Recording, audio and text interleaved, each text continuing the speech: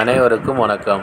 நாளை 18/3/2024 திங்கட்கிழமை ஜோதிடப்படி share market Nifty bank Nifty எப்படி செயல்படும்.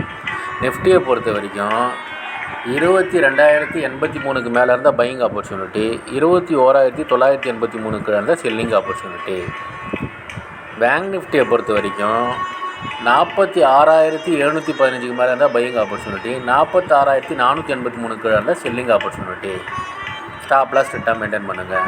ஜோதிட ரீதியாக பார்த்தீங்கன்னா அப் ட்ரெண்டாக இருந்துட்டு சைட்வைஸாக மாதிரி டவுன் ட்ரெண்டாக இருந்துட்டு அப் ட்ரெண்டாக முடியும். டெக்னிக்கலி பார்த்தீங்கன்னா அப் ட்ரெண்டாக இருக்கும்.